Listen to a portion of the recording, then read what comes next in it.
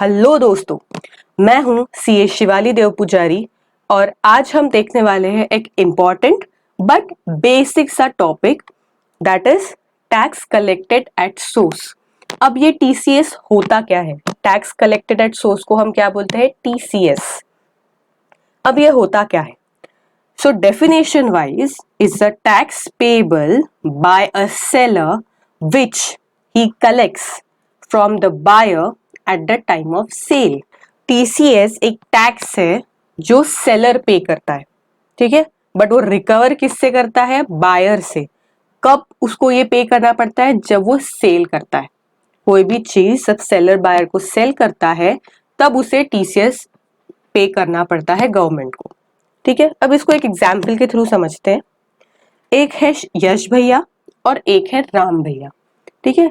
यश हमारे सेलर है और राम हमारे बायर। अब ये दोनों क्या कर रहे हैं? ये दोनों एक ट्रांजैक्शन करते हैं, एक सेल ट्रांजैक्शन। सेल क्या हो रहा है? कार बेची जा रही है। यश कार बेच रहा है राम को, ठीक है। कितने की? 17 लाख की। कितनी? 17 लाख। छोटी मोटी अमाउंट नहीं है, बहुत अमीर है हमारे राम साहब। 17 लाख की कार खरीद रहे हैं, ठीक है। अब मेरे को एक बात बताओ, यश कितने पैसे लेगा राम से? सोच के बताओ कि यश, बहुत डिफिकल्ट क्वेश्चन नहीं है, कि यश कितने पैसे लेगा राम से? मैम ऑफ कोर्स 70 लाख तो लेगा नहीं ना। 17 लाख की कार है तो 17 लाख ही लेगा।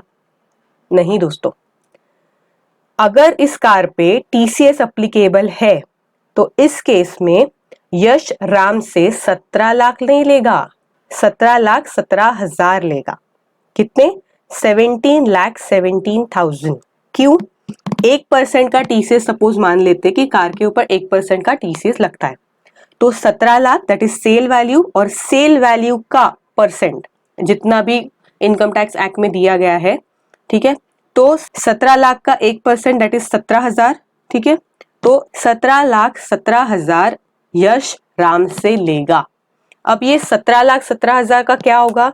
17 लाख की कार समझ लो, ठीक है, और 17,000 जाएगा as a TCS to the government, ठीक है।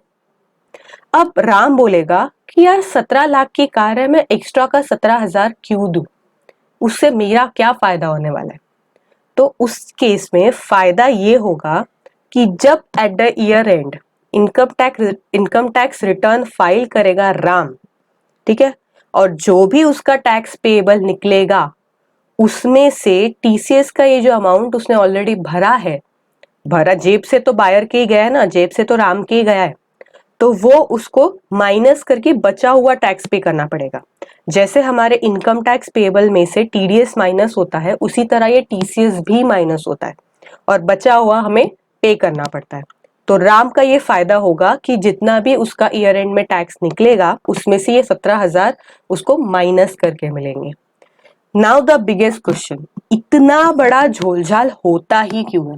ये जो प्रोविजन है टीसीएस की, वो क्यों लाई है गवर्नमेंट ने? कोई काम धंधा है नहीं है ना? ऑलरेडी हम इनकम तो रजिस्टर कर, अब ये जो 17 लाख इसको मिलेंगे ये तो वो रजिस्टर कर ही लेगा ना, तो जबरदस्ती का तभी के तभी उसके ऊपर टैक्स क्यों लिया जा रहा है? गवर्नमेंट को क्यों 17,000 पे किए जा रहे हैं? वो पे किए जा रहे हैं ताकि ये 17 लाख का ट्रांजैक्शन गवर्नमेंट की नजरों से छूटे ना।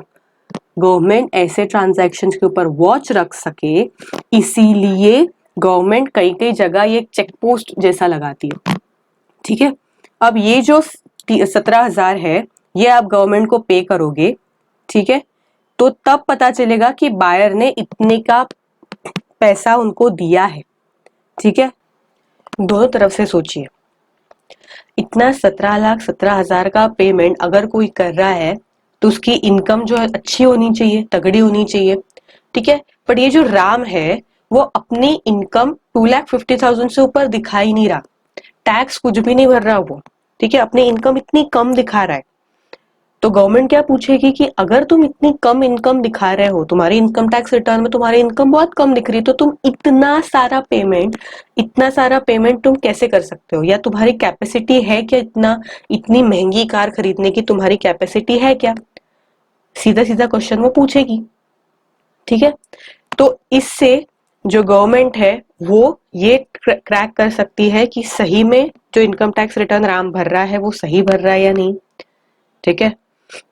प्लस जो यश है वो ये इनकम अपने इसमें रजिस्टर कर रहा है या नहीं, अपने इनकम टैक्स रिटर्न में दिखा रहा है या नहीं, इससे रिलेटेड ये दोनों साइड से गवर्नमेंट ये चेक कर सकती है कि दोनों अपना इनकम टैक्स रिटर्न सही से भर रहे हैं या नहीं, ठीक है।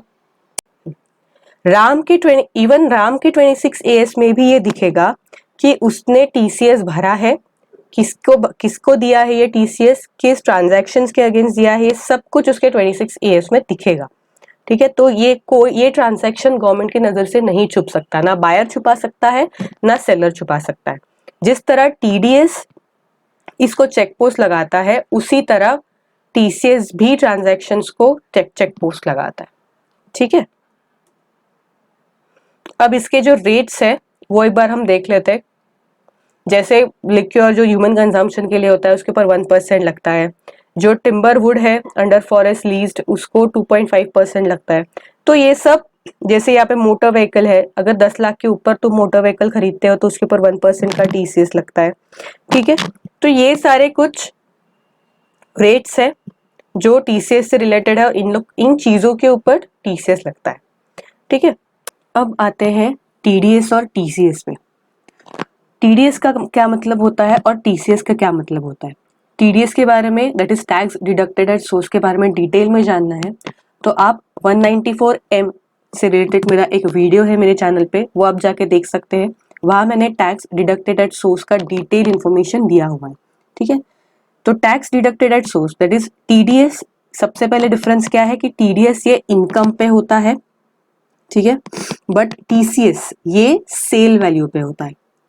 सेकेंड, टीडीएस कौन डिडक्ट करता है, पेयर, जो पैसा देता है, जो पेमेंट करने वाला होता है वो ये टैक्स डिडक्ट करता है।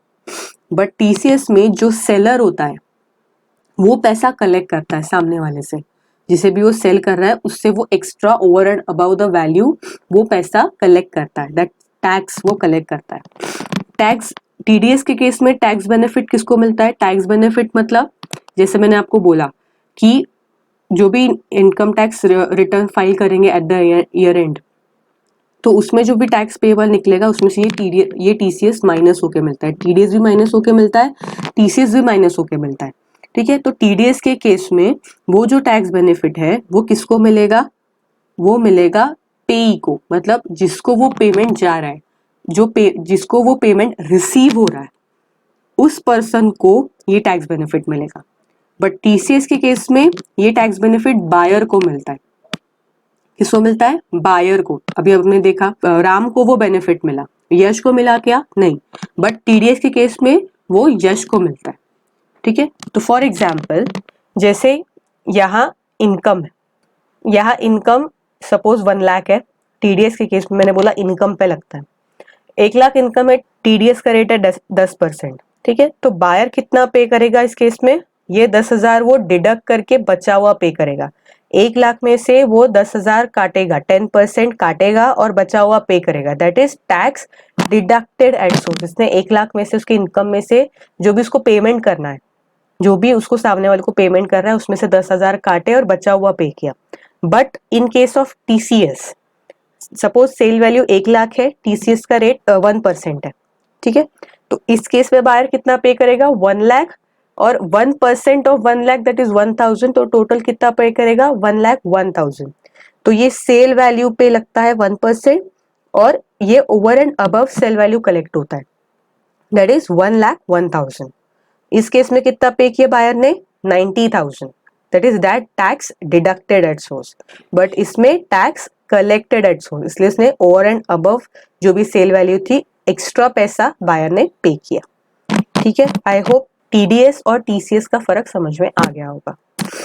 सो थैंक यू दोस्तों, आई होप आपको ये टीसीएस का बेसिक कॉन्सेप्ट समझ में आ गया होगा। टीडीएस के लिए जैसे मैंने आपको बताया 194M से रिलेटेड मेरा वीडियो है, वो आप जरूर देखिएगा, डिस्क्रिप्शन में मैंने उसकी लिंक दी है। एंड अगर आपको मेरा पढ़ाने का स्टाइल पसंद आ रहा है तो प्लीज मेरे चैनल को सब्सक्राइब जरूर करना और इस वीडियो को लाइक करके मुझे बताना आपको समझा है या नहीं। Till then bye.